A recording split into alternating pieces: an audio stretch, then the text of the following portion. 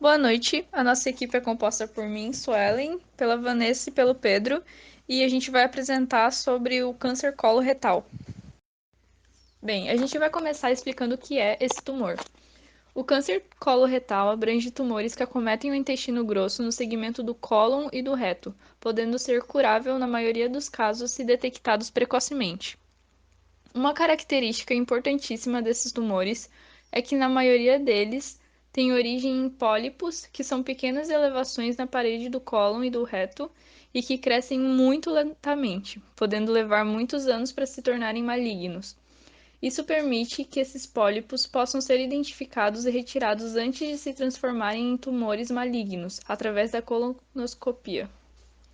O câncer coloretal divide-se basicamente em dois grandes grupos de acordo com a história familiar: o esporádico, que corresponde a 85% do total das neoplasias malignas coloretais, e o hereditário, que compreende aproximadamente 15% do total, estando subdividido em síndrome da polipose adenomastosa familiar, a PAF, e o câncer coloretal hereditário sem polipose, HNPCC. Agora, sobre os sinais e sintomas. O sintoma mais comum quando há ocorrência do câncer coloretal é o sangramento no trato digestivo, que aparece ao evacuar juntamente com fezes mais escuras e pastosas. Constata-se uma dor intensa na região abdominal retal, aparentando inchaço com gases e cólicas gerando desconforto, além de alterar os hábitos intestinais, causando diarreia ou constipação, e permanecendo à vontade de evacuar, mesmo já tendo feito ato. Outros sinais aparentes se referem ao emagrecimento intenso sem motivos visíveis, anemia em decorrência do sangramento constante, fraqueza e cansaço, visto que ao decorrer da doença o indivíduo torna-se mais fraco pela baixa absorção de nutrientes. Fatores de risco. O desenvolvimento de várias formas de câncer resulta da interação entre fatores endógenos e ambientais, destacando-se a dieta que, quando inadequada, representa cerca de 35% dos diversos tipos de câncer. Outros fatores incluem o etilismo, o tabagismo, a obesidade, a inatividade física e a exposição de determinados agentes viróticos, bacterianos e parasitários.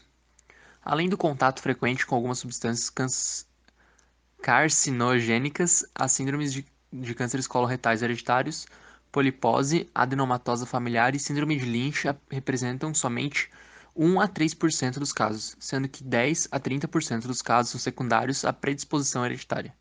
E o câncer coloretal desenvolve-se geneticamente a partir da progressão ordenada com alterações genéticas distintas e cumulativas.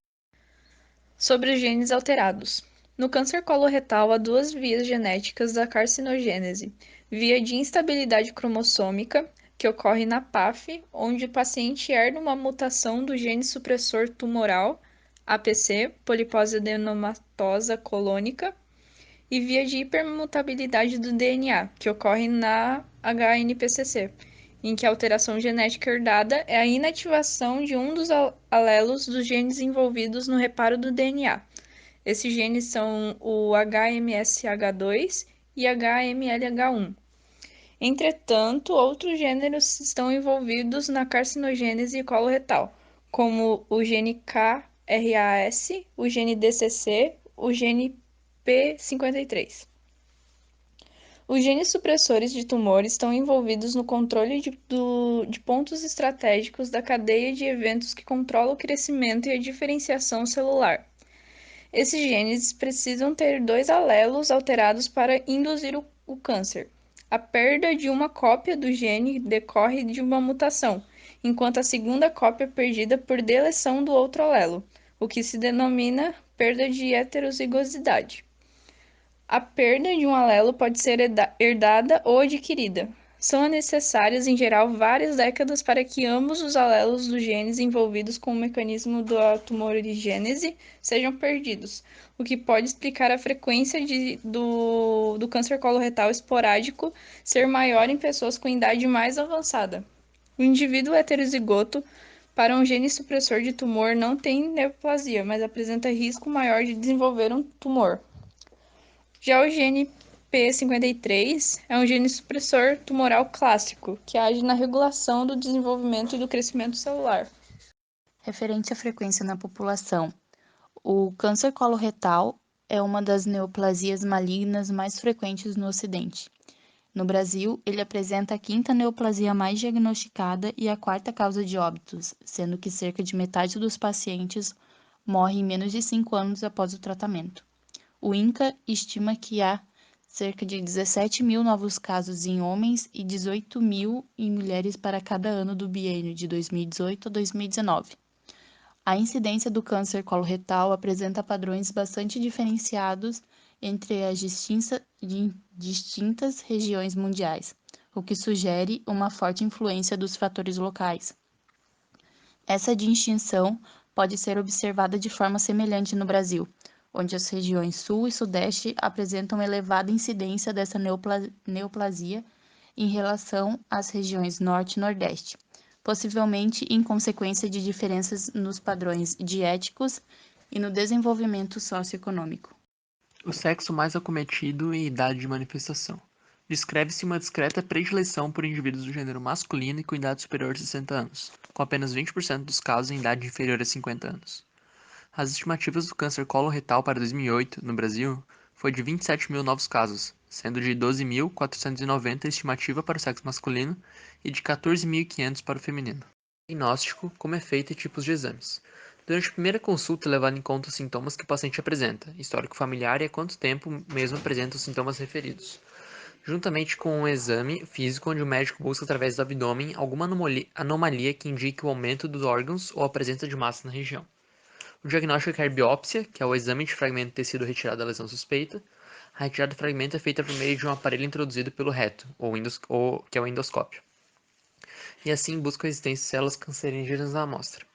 Há também a realização de outros exames para diagnóstico, como o exame de sangue de hemograma completo, que busca a presença de anemia, de enzimas hepáticas para verificar a função hepática do paciente e verificar se o câncer já foi para o fígado. Testes de instabilidade de microsatélite, o MSI, e o MMR, que verifica os níveis de alteração nos genes de MSI e MMR. Caso provado alterações elevadas nesses genes, há a probabilidade do paciente possuir a síndrome de Lynch, ressonância magnética endorretal para verificar a localização, tamanho do tumor e se o câncer já se espalhou para outras regiões. Sobre o tratamento. O tratamento nos tumores iniciais geralmente é menos agressivo, através da retirada dos pólipos e lesões pela colonoscopia ou por cirurgias com reseções locais dos tumores. Nos tumores maiores do cólon, há necessidade de cirurgia, que podem ser convencional, laparoscópica ou robótica. Nos tumores do reto, pode haver necessidade de radioterapia e quimioterapia antes da cirurgia. Resumindo, o tratamento envolve radioterapia, quimioterapia e cirurgia dependendo do local, do tamanho e extensão da doença no cólon ou em outros órgãos, no caso de existirem as metástases, aparecimento do tumor em outros órgãos, como o fígado ou o pulmão. Quanto mais precoce o tratamento for iniciado, menor a agressividade e o tempo dele, proporcionando assim uma melhor qualidade de vida ao paciente. Também podem ser inseridos no tratamento os tratamentos sistêmicos, que o câncer coloretal também pode ser tratado com medicamentos que podem ser administrados por via oral ou diretamente na corrente sanguínea. Estes são denominados terapias sistêmicas porque podem atingir as células cancerígenas em qualquer lugar do corpo.